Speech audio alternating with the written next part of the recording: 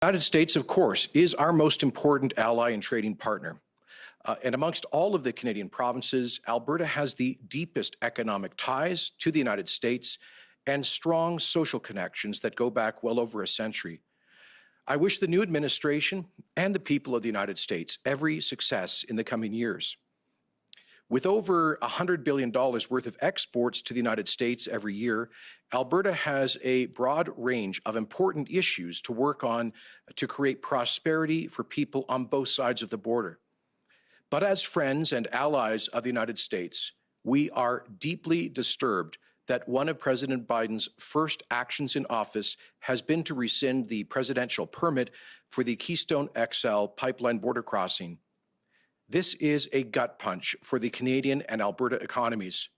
Sadly, it is an insult directed at the United States' most important ally and trading partner on day one of a new administration. Today, as I speak, over 2,000 women and men have lost their jobs or are heading home from good-paying union jobs as a result of this decision.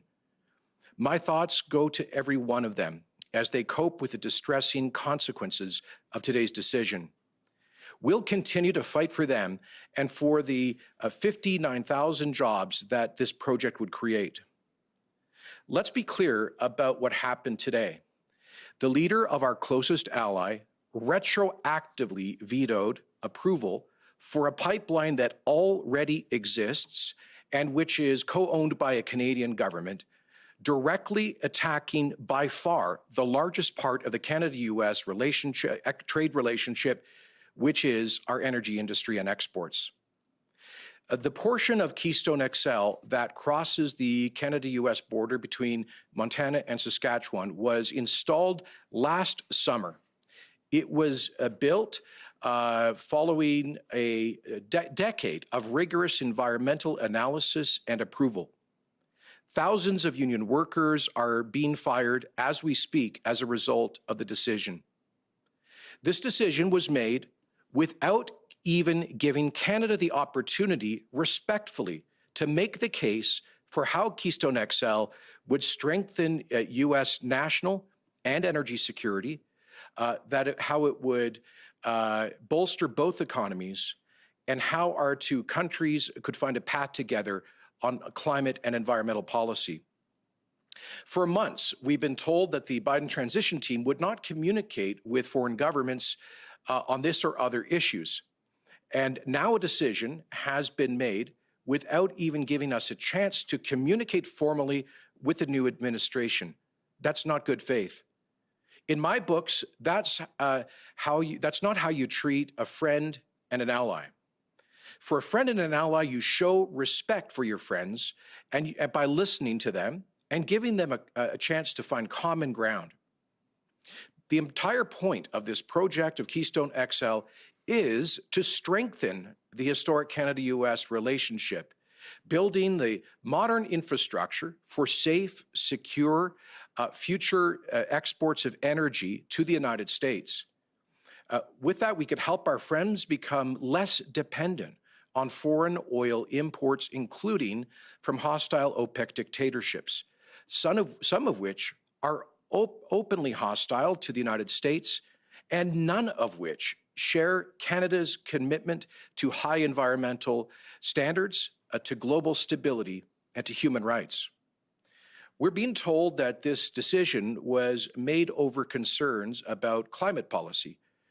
But the U.S. State Department's exhaustive analysis that was conducted under President Obama's administration concluded that Keystone XL would actually reduce CO2 emissions, as the alternative will be to move this energy by higher emitting and less secure rail transport. The Canadian oil sands have reduced the carbon intensity of the average barrel of bitumen by about 30%. And are on track for even larger reductions. Our oil sands producers rank at the top of the world in global assessments of environmental, social, and governance standards. Most of these companies have committed to net zero emissions in their operations. The government of Canada has more ambitious emissions reduction targets than the new US administration, and our provincial government here is investing billions of dollars in the development of emissions reductions technology to further make progress on this important front. In other words, Canada is part of the solution to the energy transition. But today's decision was made without giving Canada the chance to make that case. And what are the things I find so concerning about this? Let me also point out that TC Energy has made tremendous progress in bringing on board First Nations on both sides of the border as potential equity partners. That this project has had enthusiastic support of major U.S. unions, including several that were active supporters of President Biden's campaign.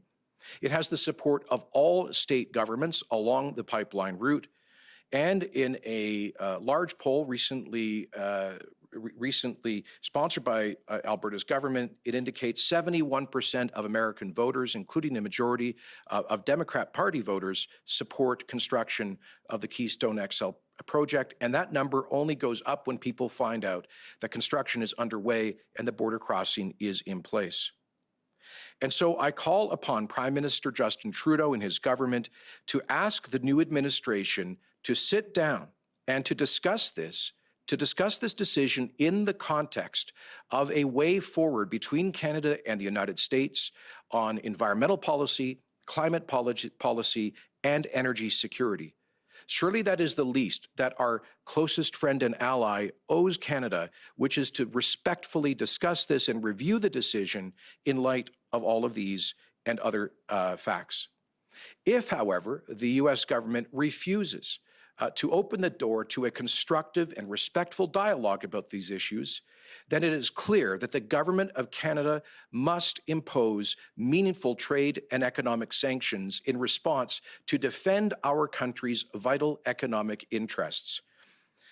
Not doing so would be to create a dangerous precedent. And let me be blunt.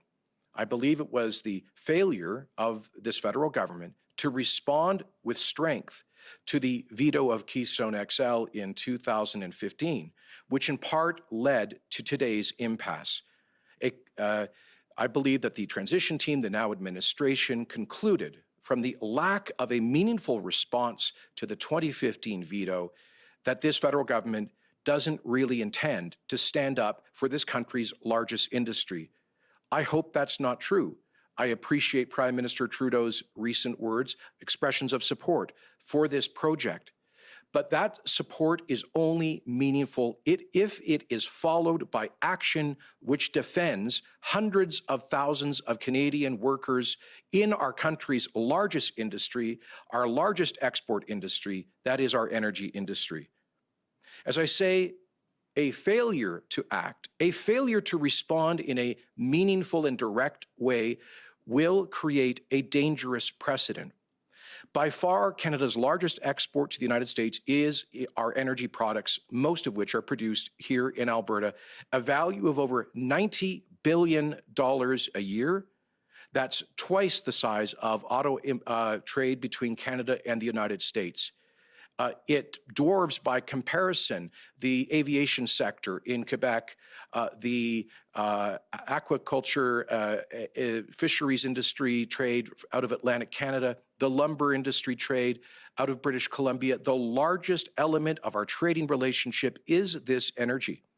And the same political forces that succeeded today in obtaining this retroactive veto are seeking now to kill other critical pipelines that safely deliver Canadian energy to fuel the U.S. economy, including the recent effort by the Governor and Attorney General of Michigan to decommission the Enbridge Line 5 project, which has safely operated for 60 years. If they succeed in doing so, or if they persuade this administration to apply this precedent of retroactively rescinding presidential permits for pipeline border crossings, that would have a devastating impact not only on the energy workers of Western Canada, but on the manufacturing workers and just ordinary families in Southern Ontario who depend on that as their main source of energy.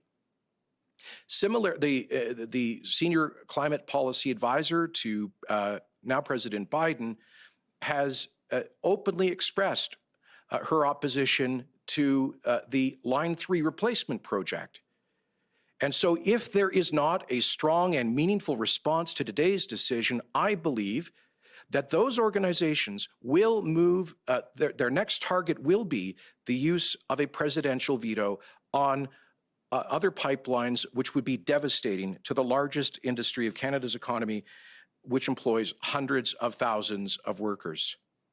Now, today I was very disappointed to see Foreign Minister Garneau say that we should, quote, understand and respect this decision, to see Ambassador Hillman in Washington say that we should, quote, accept it and move forward, and for the Prime Minister merely to say that he was disappointed.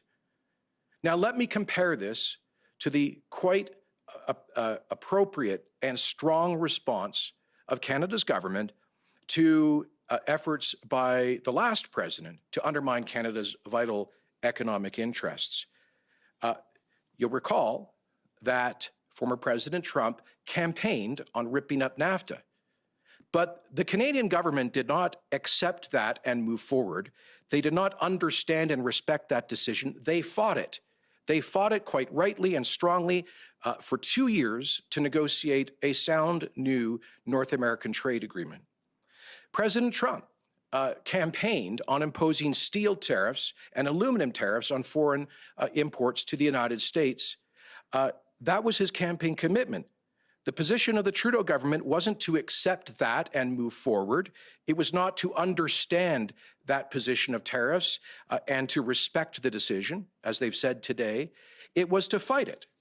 In fact, allow me to, I recall that former Minister of Trade, Chrystia Freeland, had very sharp words for the U.S. government, as did the Prime Minister. Then Foreign Minister Freeland said, quotes, the United States has taken the absurd decision to harm its own people at a time when its economy is suffering its deepest crisis since the Great Depression. Any American who buys a car or a bike will suffer.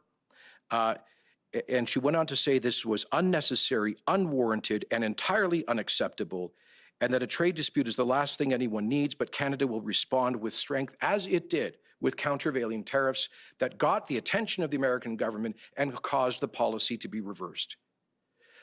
Surely, hundreds of thousands of energy workers deserve at least as strong a defense from their national government as that government gave to Canadian steel workers in central Canada and elsewhere. So that is what I'm calling on the Trudeau government to do, which is to seek to enter into a respectful dialogue about energy and the environment, and how this safe job-creating project can operate in that context, and failing that, to demonstrate that Canada will stand up for itself against this uncalled for attack against our country's vital economic interests,